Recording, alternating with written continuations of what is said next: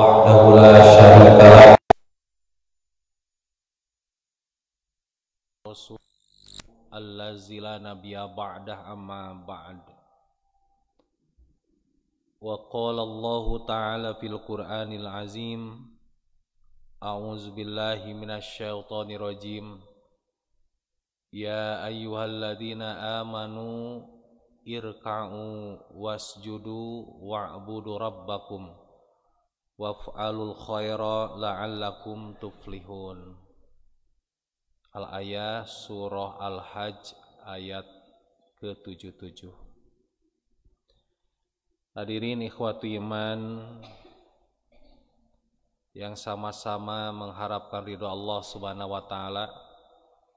Alhamdulillah, qudrah dan iradah Allah, di kesempatan ini kita masih diberikan kesempatan oleh Allah untuk melaksanakan segala tugas-tugas kita sehari-hari. Mudah-mudahan segala aktivitas kita bernilai ibadah di sisi Allah Subhanahu wa taala.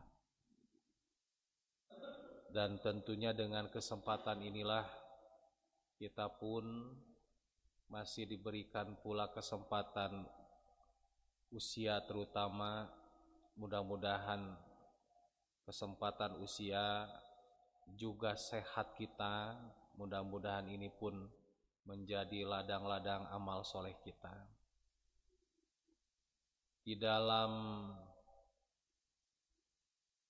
kaidah kita, terutama keyakinan yang tertanam kepada kita, sering kita pun mendengar sebutan kata iman.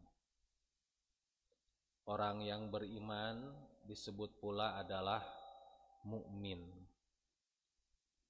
Dan kita pun tahu bahwa iman ada ungkapan pula yang disebut dengan Islam. Orangnya disebut muslim. Dua ungkapan ini adalah merupakan salah satu landasan dan pondasi kita di dalam kehidupan kita. Nah, namun kita harus mengetahui bahwa kata-kata tersebut tentunya memiliki konsekuensi yang harus kita lakukan.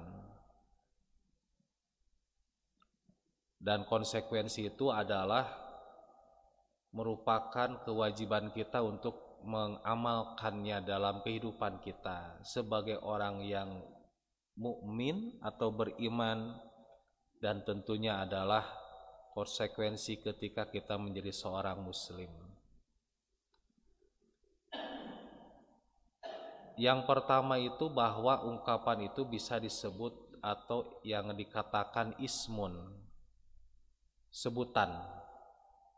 Gitu ya, jadi iman itu bisa dikategorikan sebagai sebutan. Sebutan apa? Sebutan bagi pengikut umat Nabi Muhammad. Dan yang kedua adalah sifatun.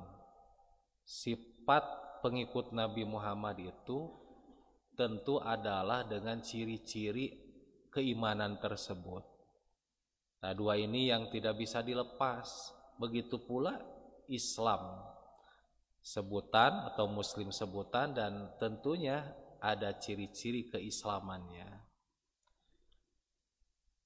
Nah, ikhwatu iman, bapak-bapak yang dirahmati oleh Allah, bahwa sebutan itu seperti terungkap di dalam surah Al-Baqarah ayat ke-62 kalau tidak salah. A'udzubillahi minasyaitonirrajim. Innalladzina amanu walladzina hadu wan nasara wassabiin man amana billahi wal yaumil akhir. Sesungguhnya allazina amanu adalah pengikut umat Nabi Muhammad. Walladzina hadu pengikut umat Nabi Yahudi Musa. Wan Nasara pengikut umat Nabi Isa. Kemudian Allah ungkapkan setelahnya, man amana, siapa yang beriman. Nah, berarti ungkapan yang pertama itu adalah disebutkan dengan amanu adalah merupakan sebutan, atau disebutnya dalam kaidah bahasa itu laqab, yang melekat nama kepada kita. Jadi kalau diungkapkan ya ayyuhalladzina amanu, wahai alladzina amanu, itu adalah pengikut umat Nabi Muhammad. Kan gitu Pak ya. Jadi sebutan. Karenanya jangan heran ketika ada ungkapan ya ayyuhalladzina amanu aminu, kan begitu. Wahai orang yang beriman, berimanlah. Coba kalau diartikan begitu saja kan kita agak bingung. Wahai orang beriman, berimanlah. Apa maksudnya ini? Nah, ternyata bahwa kata amanu itu bisa diungkapkan dengan tadi sebutan umat Nabi, pengikut umat Nabi Muhammad. Jadi wahai pengikut umat Nabi Muhammad, aminu, berimanlah kalian. Nah, ungkapan yang keduanya itu adalah merupakan salah satu tugasnya beriman. Jadi sifat yang melekat pula kepada seorang yang pengikut umat Nabi Muhammad.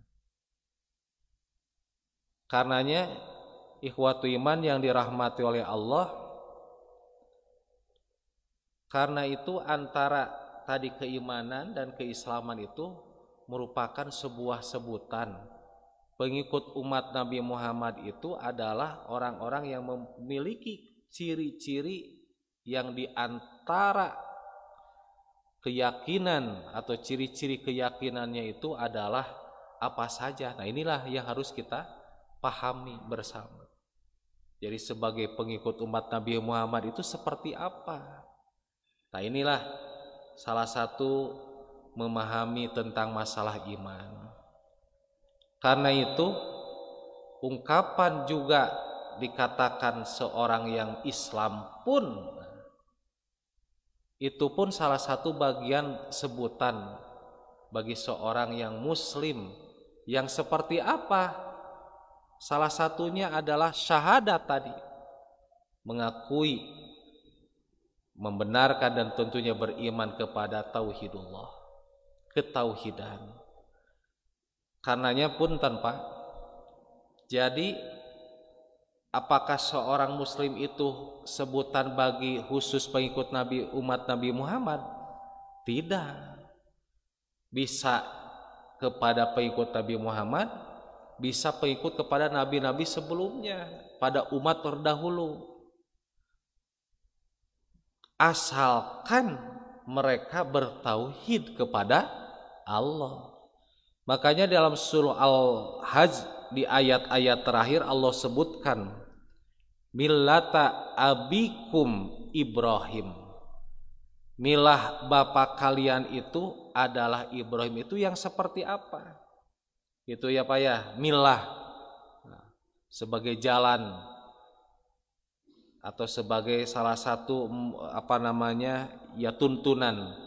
Bapak kalian Ibrahim itu apa? Disebutkan oleh Allah, huwas samakumul muslimina min qabl wa fi hada. Yaitu adalah Allah menyebutkannya kepada kalian al-muslimin, tuh Pak. Jadi orang-orang muslim, orang-orang yang berislam. Jadi orang-orang yang berislam itu min qabl, umat yang terdahulu, wa fi hada, dan di dalam Al-Quran ini. Jadi gelar muslim teh Pak ternyata bukan untuk kita saja, tapi adalah untuk umat-umat terdahulu yang mengikuti para nabinya, yaitu bertauhid kepada Allah. Karena Ibrahim adalah bertauhid kepada Allah, makanya disebut diungkapkan sebagai bapak tauhidullah. Inilah bapak-bapak sebutan itu. Namun tentunya di kita sudah dipahaminya adalah seorang muslim kita, padahal umat-umat sebelumnya juga adalah muslim.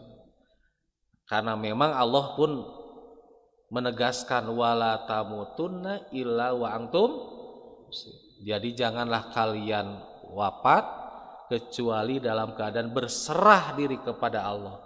Nah, muslim di sini apa? Tadi bertauhidullah. Nah, itu adalah sebutan iman dan tentunya Islam. Timbul saja persoalan-persoalan yang muncul, Pak. Di tengah-tengah kita Islam heula, iman heula, cenah gitu, Pak. So, kira-kira Islam dulu, iman dulu, Pak. Iman dulu, Islam dulu, atau Islam dulu, iman dulu. So, nah, ungkapan itu teh Pak ya, sama dengan ungkapan cik hayam heula endau geula, Pak. Endau geula hayam heula, Pak.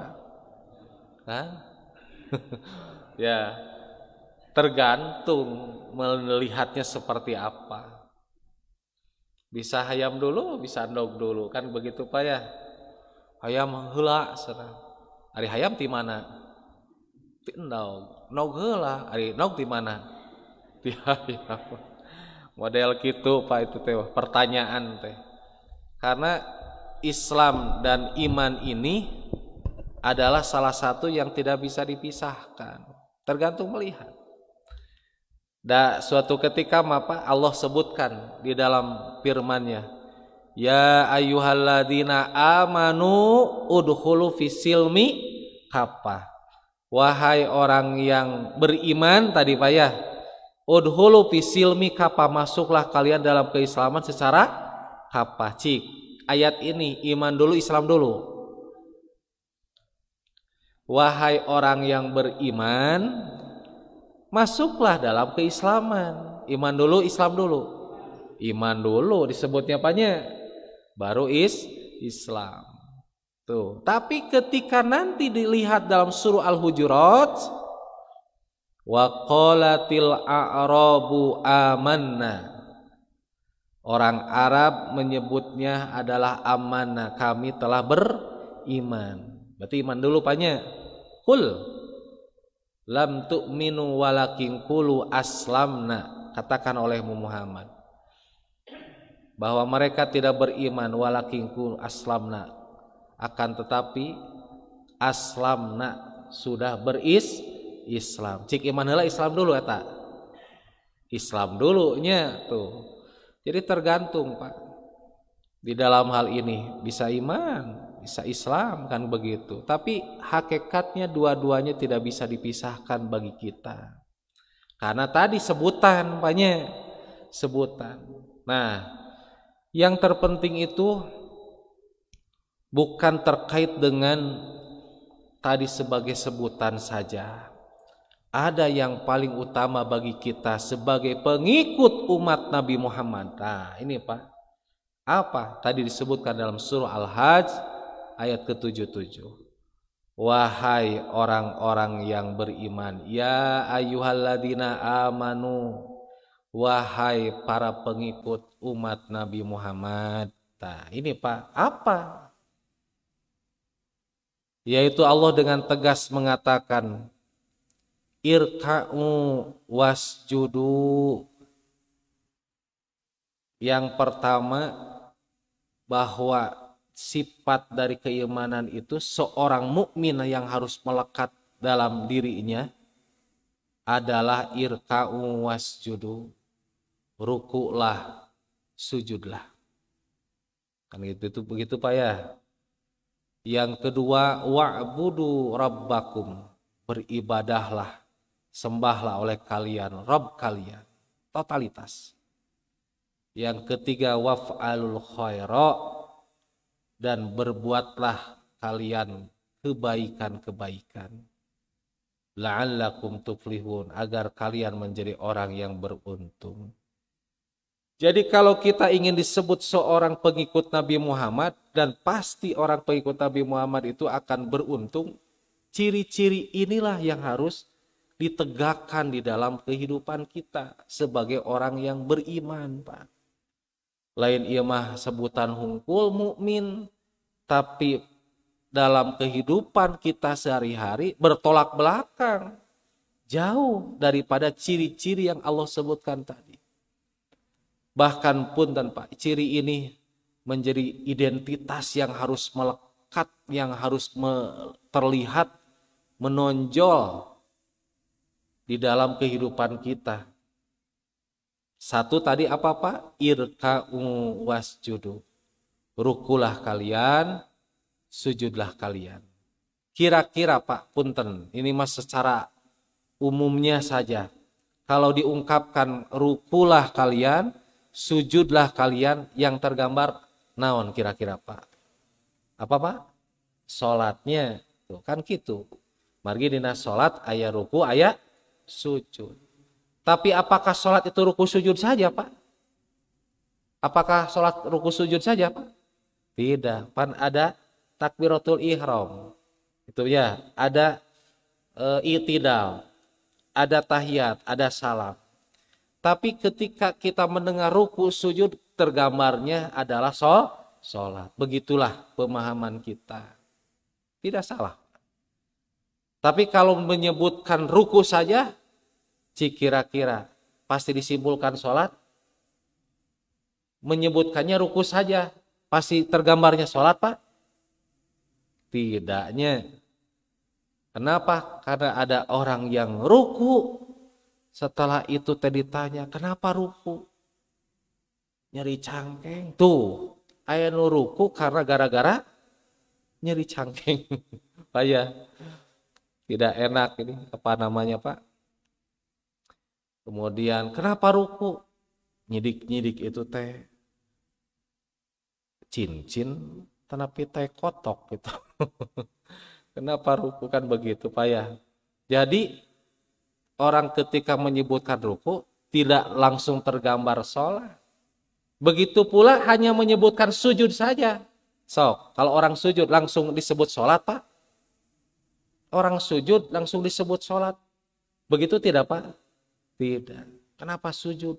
Pusing tuh. Ada yang pusing akhirnya sujud.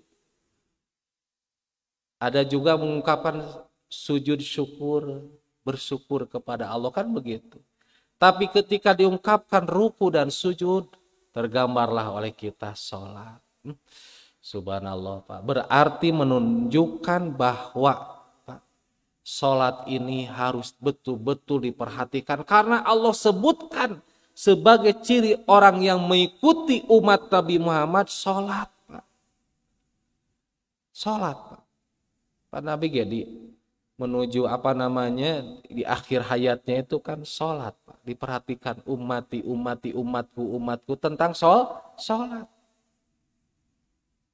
Nah, kenapa demikian? Karena sholat inilah sebagai tihang dari ibadah-ibadah yang lain.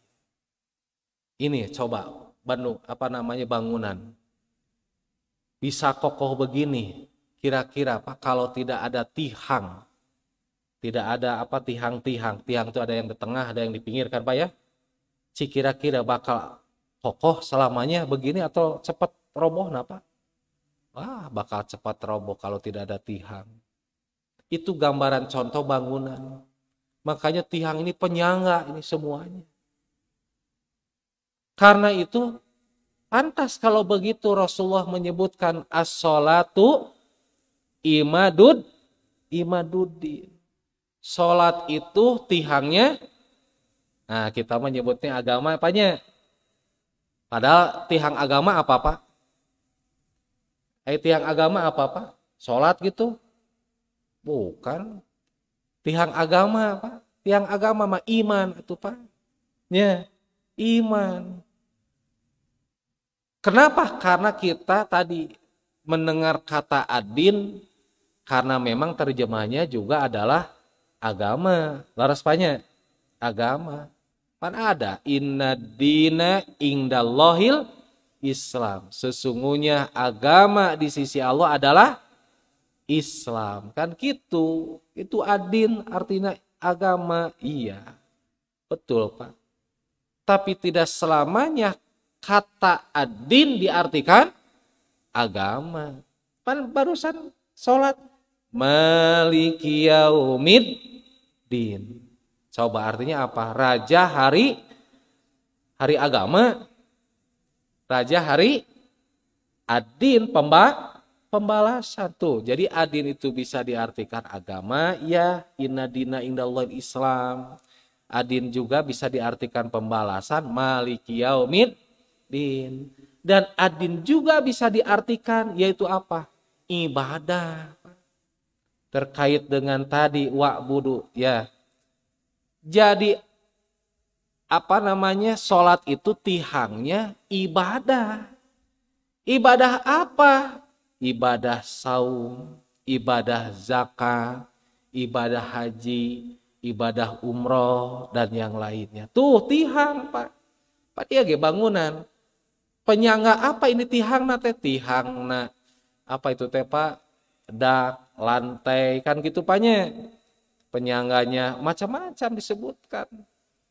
Jadi sholat itu adalah tihangnya ibadah. Karenanya sia-sia kalau kita zakat tapi tidak sholat. Sia-sia pula kalau kita tidak haji tapi kalau kita tidak sholat. Begitu Pak hakikatnya. Makanya suka ada ungkapan. Kan gitu Paknya. Ada ungkapan gini kan. Haji-haji tara sholat, kan begitu Pak ya. Ada nggak ungkapan sholat tara haji? Ada nggak? Tidak ada. Zakat tapi tidak sholat tuh.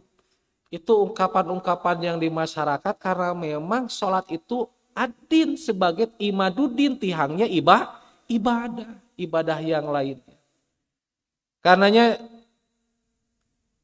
jangan aneh Pak, ketika Rasulullah menyebutkan as-sholatu imaduddin tersebut diungkapkan dengan hadis yang lain, awwalu ma yuha sabul abdu yaumal qiyamah as-sholat. Awal yang akan dihisab seorang hamba pada hari kiamat adalah tentang apa? Sholat.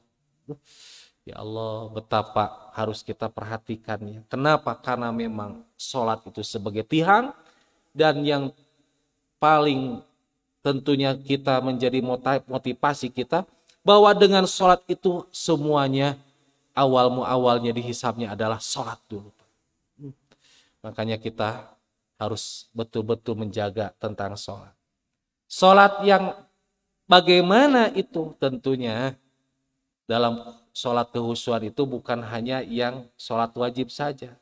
Ada yang wajib, ada juga yang nafilah. Kan gitu. Karena tidak ada lagi ketika Rasul pun ditanya, ada lagi selain sholat ini? Tidak. Kan gitunya, ila antatawwa'a, kecuali yang tatawu, termasuk zakat. Nah, yang diungkapkan dengan tadi nafilah, sunat. Jadi wajib dengan sunat ini terus harus kita jaga. Karenanya yang wajib insya Allah kita akan senantiasa memeliharanya. Sholat 5 waktu seperti barusan kita melaksanakan subuh berjamaah terjaga alhamdulillah. Kemudian sholat setelah itu nanti siang zuhur, asar, kemudian ghurub maghrib, kemudian isya, insya Allah terjaga. Tapi Pak Punten, sekarang itu kita harus perhatikan dan harus naik kelas kita bagi seorang yang beriman mukmin itu, sekali lagi bukan hanya yang wajib, tapi yang nafilah pun harus terjaga. Termasuk sholat rawatib, alhamdulillah kan ya. Kemudian juga tahiyatul masjidnya. Tapi Pak Punten, sholatul lail coba dijaga oleh kita. Karena itu majelas ayatnya juga.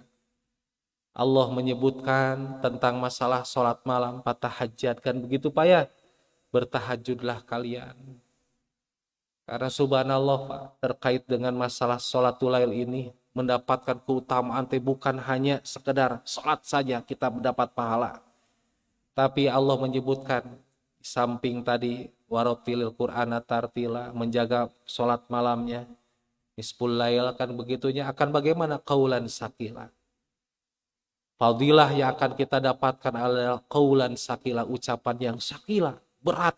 Berat di sini adalah tentunya berkualitas, punya karismatik, berwibawa, orang-orang yang menjaga sholatul lail tadi, Pak. Inilah salah satu gambaran yang harus kita jaga betul-betul. Bukan hanya itu, maqama mahmudah, ditempatkan di tempat yang mahmud. Tahu mahmud, Pak? Terpuji.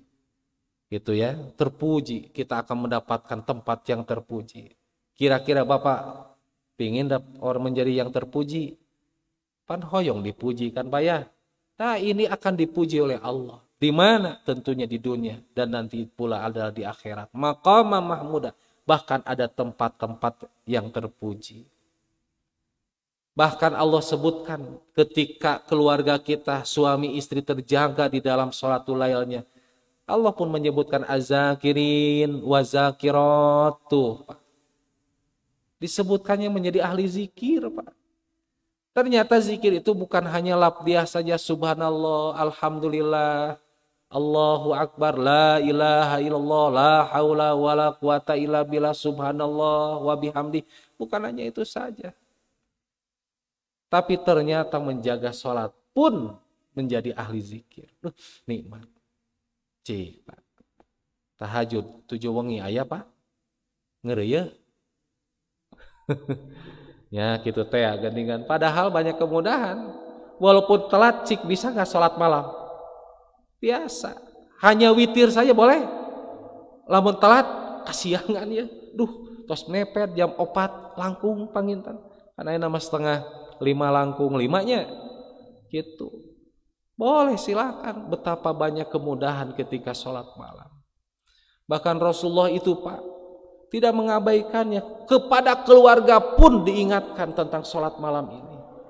Dan ternyata sholat malam ini subhanallah diamalkan pula oleh para nabi sebelumnya.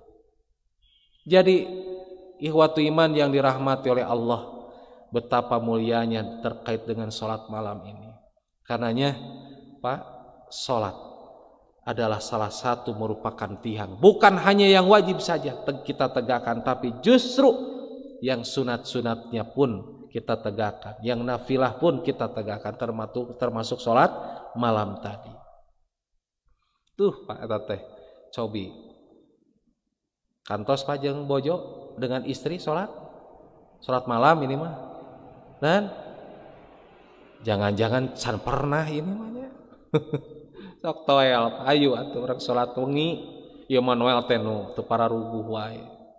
Salat wengi Pak terasa nikmatnya. Walaupun hanya misalnya Pak ya dalam seminggu berjamaah atau bersama-sama dengan istri melaksanakan ibadah salat malamnya ataupun masing-masingnya hanya beberapa, karena sebagai tarbiyah mendidik kita boleh, silahkan. Ayo bangunkan. Nah, ini salah satu gambaran terkait dengan sholat. Ternyata awwalu ma yuhasabul abdu yaumal qiyamah as-sholat.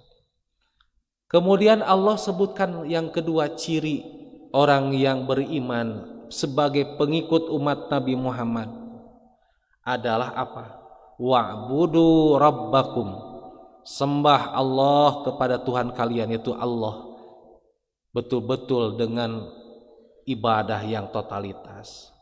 Baru melaksanakan ibadah-ibadah yang lain pun kita laksanakan, termasuk kewajiban kita, karena kita harus menyembah Allah. Allah perintahkan wa'atu zakat, keluarkan zakat, maka silahkan yang punya kewajiban zakat segera tunaikan. Kami tidak kena nih zakat, tapi berkecukupan, paling tidak begitu berkecukupan. Jangan merasa bangga tidak kena zakat Pak, lantas Allah berikan rizki. Wa mimma rozaqnahum yunfiqun, infakkan. Hanya di kita ada setelah zakat ada infak ada yang tentunya menjadi kewajiban, tentunya pula ada yang di luar itu sedekah. Silahkan Pak, lakukan, keluarkan sebagian harta kita. Apa yang kasabtum kalian usahakan, lakukan, keluarkan. Pak, apalagi Rasulullah menegaskan mana qasat malun, atau dalam riwayat yang lain mana qasat malun min shadaqatin. Harta yang disodakokan tidak akan pernah berkurang. Nah sekarang sebentar lagi mau kurban. So, Pak, kurban ibadah nggak? Bukan kepada Allah, ibadah. Dan itu adalah merupakan sebuah yang harus diperhatikan oleh kita. Fasholli li rabbika wanhar. Jangan hitung-hitungan Pak, kan begitu ya. Ada nggak kasus setelah orang berkurban jadi miskin? Ayat tuh Pak. Si eta beres kurban jadi miskin. Tidak pernah terdengar ya. Justru setelah mereka berjuang di jalan Allah malah dilimpahkan. Lihat Pak, para sahabat Abu Bakar, Umar bin Khattab, Abu Rahman bin Auf, Utsman bin Affan, ketika mereka berjuang harta di jalan Allah. Bukan hanya zakat ini mah apanya? Zakat batas kewajiban. Di luar itu yang disebut dengan sedekah, termasuk juga bagian sedekah adalah wakaf, sedekatun jariyatun misalnya. Ada nggak mereka ketika mengeluarkan harta bersungguh-sungguh dalam hartanya mereka menjadi miskin? Tidak terceritakan Pak. Kenapa? Karena mereka tidak ragu kepada Allah. Innamal mu'minuna alladzina amanu billahi wa rasulih. Hanya saja orang yang totalitas beriman kepada Allah dan Rasulnya. Summa lam yartabu, kemudian mereka tidak ragu. Wajahidu bi amwalihim wa anfusihim fisabilillah. Mereka mujahadah sungguh-sungguh di dalam urusan apa? Amwal, harta mereka. Diperhatikan tuh urusan harta Pak, disebutkan yang pertama. Terkait dengan harta apa saja, terkait dengan amanah. Sifatnya walaupun umum, tapi kita harus memperhatikan harta tadi. Termasuk juga tadi bersedekah, berinfak, berzakat. Kemudian apalagi wakaf dan sebagainya. Atau misalnya kita dipegang nih sebagai bendahara, itu harus amanah dan itu jihad di jalan Allah, mujahid. Orang yang memegang amanah harta kemudian dia pegang dengan sesungguhnya, dengan seamanahnya gitu ya, maka dia adalah sebagai mujahid di jalan apa? Mujahid, jihad di jalan Allah. Jadi ikhwatu iman yang dirahmati oleh Allah, maka selayaknya kita harus mulai sudah menanamkan bahwa ternyata terkait dengan urusan harta ini pun adalah merupakan salah satu ibadah yang harus kita sungguh-sungguh. Wa'budu rabbakum, termasuk ibadah saumnya. Saum bukan Ramadan saja. Sekarang sudah kita tinggalkan Ramadan. Kan ada tadi tatawunya yang sunatnya. Senin Kemis kan begitu. Kan Ramadan kemarin bisa nggak Pak? Sebulan penuh full. Atau dah Ustadz kolektif berjamaah. Justru itulah Pak. Ketika kita sekarang saum Senin Kemis misalnya sendirian atuh Pak, da eta teduh godaannya besar nggak Pak? Besar sekali. Makanya kalau sendirian besok suka lupa, kadang-kadang kan hari kolektif berjamaah Pak ya, terdorong kada sedang saum, tapi sendirian mah kadang suka lupa disinilah lupa, kadang-kadang ada keringanan namanya lupa, silahkan dibolehkan Pak.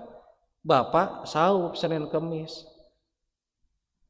kemudian ayah sirup sagelas Pak, lekoy seep tas sagelas, lupa, kira-kira Pak batal tidak saumna? Kenapa tidak batal? Nah lupa tuh, jadi lupa teh hanya satu sisi mah jadi keringanan Pak, kan gitu. Saat iya mah lupa nanya sagelasnya sapiring. Eta mah duka atunya, tapi dah lupa. Oh iya mangga silahkan. Boleh nggak melanjutkan saumnya? Boleh. Mau nggak lupa? Nah ditanya mau lupa makan tidak mau. Jadi memang lupa itu bahaya. Tapi ada satu sisi seperti kasus kayak tadi bisa jadi mendapatkan keringanan. Tuh Pak, perjuangan saum tatawu, saum sunat itu luar biasa. Nah sekarang teh dituntut ada sebuah upaya untuk kita membuktikan ibadah saum yang Ramadan kemarin bisa, kenapa tidak bisa, Pak? Wa'budu rabbakum, silahkan totalitas kita beribadah kepada Rob kalian. Karenanya ikhwatu iman yang dirahmati oleh Allah, terkait dengan hal inilah kita jaga sholat, kemudian ibadah-ibadah lain pun kita jaga. Yang ketiga, ciri orang yang beriman bukan hanya itu saja. Ternyata Pak, bukan terkait dengan ibadah mahdhah, sholat dan yang lainnya, zakat, saum, haji, umroh. Ternyata kita pun akan dihisab pula terkait dengan muamalah, terkait dengan berinteraksi dengan sesama, muamalah. Makanya dalam hadis yang lain Rasulullah sebutkan awwalu ma yuhasabul abdu yaumal qiyamah. Kan tadi apa Pak? Salatnya yang pertama dihisab seorang hamba pada hari kiamat apa tadi Pak? Salat. Ternyata Pak dalam riwayat yang lain disebutkan ad-damu, darah. Kayak kenapa ini? Seolah-olah bertolak belakang, tidak bertolak belakang. Ternyata dua-duanya pun harus kita perhatikan. Terkait dam, darah. Maksudnya apa? Kan manusia ada darah, Pak ya. Bahkan di dalam darah ini tidak boleh kita saling mengganggu. Bahkan menumpahkan darah pun itu hukumnya haram dengan cara batil. Tidak boleh. Makanya Rasulullah SAW beliau pada hari nahar di Mina berkhutbah. Bahkan Rasulullah seolah-olah para sahabat itu ini khutbah yang sangat menyentuh dan tentunya seolah-olah seperti berpisah. Karena memang pada saat itu disebut haji wada. Sampai Rasulullah dengan tegas mengatakan, ada ungkapan inna dima'akum wa amwalakum wa a'radakum haramun alaikum. Sesungguhnya darah kalian, harta kalian, kehormatan kalian haram. Haram di sini adalah suci. Tidak boleh kalau terkait dengan darah, tidak boleh saling menumpahkan lagi. Karena memang dulu tradisi jahiliyah itu kan orang Arab mah jahiliyah Pak, ambek saeutik main pedang, darah atau Pak. Perang, terbiasa perang itu. Boleh perang tapi dengan cara yang hak. Tapi yang batil tidak boleh, yang tidak jelas. Makanya pada saat itu Rasulullah mengatakan darah kalian haram. Artinya apa? Kita ini adalah saudara, saudara seiman. Inilah yang harus ditekankan oleh kita. Berarti Rasulullah ketika menyebutkan awal yang pertama dihisab juga terkait darah, artinya interaksi kita, hubungan kita harus dijaga oleh kita. Jangan sampai ketika kita ibadah sholat tadi dijaga, dipelihara, tapi hubungan di antara kita, baik itu sesama seiman ataupun dengan nasab turunan, kita tidak jaga, tidak boleh. Makanya Allah menyebutkan waf'alul khaira yang ketiga. Berbuatlah kalian al khair. Apa itu khair? Kebaikan. Tapi apakah khair yang disebut diartikan tadi kebaikan itu saja? Kan tidak. Kan ada juga arti dari kebaikan itu hasanah. Rabbana atina fid dunya hasanah. Kebaikan. Tapi kenapa Allah mengungkapkan al khair? Inilah Allah sahibus syariah, pemilik syariat, punya maksud tentunya. Dan di antara daripada al khair itu adalah kebaikan yang mengandung manfaat. Waf'alul khaira, lakukanlah oleh kalian, perbuatlah oleh kalian hal-hal yang bermanfaat. Al khair bermanfaat tentu bukan untuk diri sendiri, tapi untuk orang lain. Inilah apa yang harus dijaga. Dimensi muamalah itu pun harus kita jaga dengan sebaik mungkin, dan itu adalah ciri pengikut umat Nabi Muhammad. Makanya terkait kebermanfaatan itu Berarti kita dituntut, Pak, menjadi hamba seorang mukmin yang bermanfaat buat yang lainnya. Dan itu adalah ciri seorang mukmin. Bahkan Allah sebutkan dalam surah Al-Imran. Kuntum, kan gitu Pak ya? Disebutnya apa? Khairu ummah. Kalian adalah umat yang khair. Cirinya apa? Ukhrijat linas ta'muruna bil ma'ruf wa tanhauna 'anil munkar wa tu'minuna billah. Amar ma'ruf tuh, ada amar ma'ruf, perintah al-ma'ruf. Banyak itu kebaikan-kebaikan itu bertebaran. Dan pula mencegah kemungkaran. Makanya mohon maaf Pak ya, kita harus mengapresiasi kepada orang-orang mukmin yang ternyata dia misal membuat sesuatu dan bermanfaat. Itu pun harus kita perhatikan. Ini juga harus kita jaga. Makanya harus bermanfaat. Ieu mah di lingkungan teh ngaramekeun we ngariweuhkeun. Kan gitunya Pak ya. Seolah-olah tidak bermanfaat cik atuh Pak. Contoh misalnya ari kurban teu bisa, urang ngaramekeun wae gitu. Kurban henteu gitunya. Tapi meni rame wekeun kitu ya. Rugikeun ka banyak kemaksiatan-kemaksiatan yang muncul. Padahal eta kurban teh bermanfaat. Untuk siapa? Al-qani wal mu'tar. Untuk mustahik, yaitu al-qani wal mu'tar, orang yang dia butuh, orang yang tidak butuh. Barangkali di sini dibagikan kebermanfaatan tuh kurban. Contoh kecil. Banyak sekali tentang kemanfaatan. Seperti contohnya sekarang ada muslim bahkan dari masjid Pak, pengurus masjid, subhanallah, menggagas ketika terjadi COVID sekarang wabah Pak, berpikir kira-kira apa yang bisa saya lakukan. Nah ini seorang muslim, seorang ciri mukmin yang betul-betul waf'alul khaira, sampai terpikirkan dan menghasilkan sekarang. Contoh ventilator, pernah dengar ventilator Pak? Ventilator alat untuk membantu pernapasan ya, dan itu digagas spirit dari pengurus masjid. Nah ini waf'alul khair. Jadi seorang muslim itu harusnya demikian diantaranya. Dan ternyata al-khair itu banyak sekali. Karenanya ikhwatu iman yang dirahmati oleh Allah, paling tidak 3 perkara ini yang harus kita jaga. Salat, ibadah tadi Pak ya, wa'budu, dan ibadah-ibadah yang lainnya. Dan yang ketiga adalah muamalah, berbuatlah al-khair, kebaikan-kebaikan yang bermanfaat. Insyaallah kita akan menjadi hamba yang terbaik yang akan disebutkan oleh Allah tadi, kuntum khairu ummah, umat yang khair, yang terbaik.